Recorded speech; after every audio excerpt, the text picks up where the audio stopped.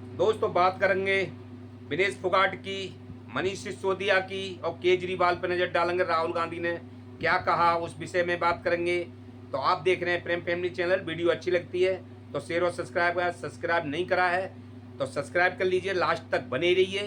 तो सबसे पहले चलते हैं, जैसे कि राहुल गांधी ने बिटिया के समर्थन में विनेश फोगाट के लिए जो याद दिलाया कि बिटिया को जंतर मंतर पे इंसाफ नहीं मिला, इस तरह से घसीटी गई, वो एहसास दिलाया राहुल गांधी ने अपने ट्वीट पे लिखा।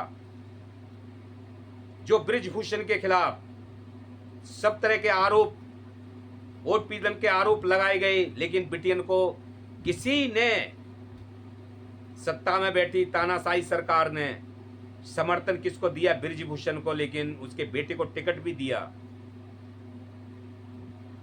लोकसभा में। तो इस पे मोदी जी माफी मांगेंगे या बिटिया के विनेश फोगाट से को तारीफ करेंगे, क्या करेंगे?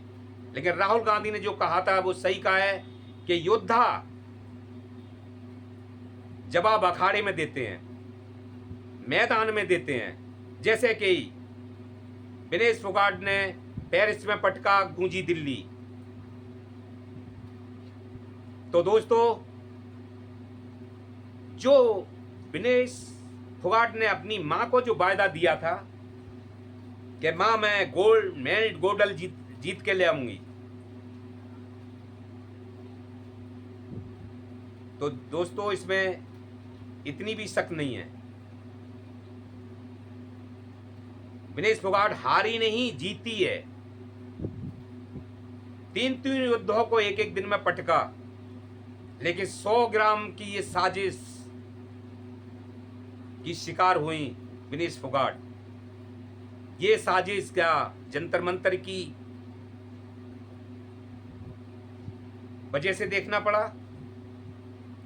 ये दिन देखना पड़ा। तो दोस्तों, विनेश फोगाट हारी नहीं, वो जीत की हकदार हैं, उनको सम्मान मिलना चाहिए। 140 करोड़ जनता उनके साथ है और हरियाणा सरकार ने ऐलान कर ही दिया है कि बड़ा से बड़ा उनका पुरस्कार दिया जाएगा और दिल्ली में भी उनको पुरस्कार मिलना चाहिए। केंद्र सरकार को अफसोस नहीं करना चाहिए, जीत का उत्सव मनाने पे बिटिया का दिल बढ़ाना चाहिए। अब चलते हैं दोस्तों मनीष सिसोदिया पे। जैसे मनीष सिसोदिया को 17 महीने जेल में हो गए, आज सुप्रीम कोर्ट से जमानत मिली और ईडी और नीच अदालत को झाड़ भी मिली। आरोप लगाया कि जे नीच अदालत बेल देने में इतनी देरी क्यों करी। मनीष सिसोदिया के खिलाफ कोई एविडेंस ईडी सीबीआई के पास कुछ भी नहीं मिला। इसी केस में केजरीवाल भी बंद है, इसी केस में संजय जी भी बंद भये थे। संजय सिंह के खिलाफ भी कुछ नहीं आज तक ईडी पेश कर पाई। तो ये पूरी जनता देख रही है, ये देश पूरा देख रहा है इस चीज के लिए क्या हो क्या रहा है। तो दोस्तों, मनीष सिसोदिया को जमानत मिलना एक बीजेपी के मुंह पे बड़ा तमाचा है। आने वाले चुनाव में विधानसभा में ये बहुत बड़ा मुद्दा बनेगा, जो कि बहुत तगड़ी हार से बीजेपी को चुकाना पड़ेगा। ये सवालों में गूंजेगा, भाषणों में गूंजेगा। 17 सुप्रीम कोर्ट ने खुद कहा कि इस आदमी की 17 महीने क्यों खराब करे जेल में। ईडी को झाड़ पड़ी, ईडी को नंगा कर दिया। नीच अदालत को भी, जो क्या तानाशाहियों के दबाव में काम करती हैं, उन जजों को भी झाड़ पड़ी।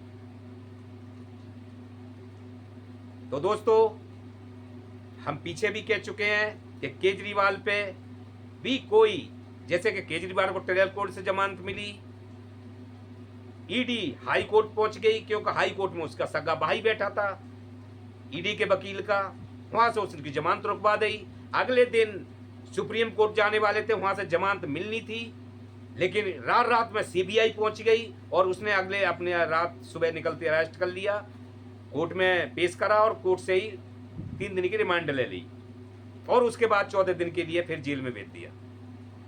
तो ये न्यायपालिका भी इन पे सवाल उठता है, ये दबाव में क्यों नहीं? अब क्या ईडी को ये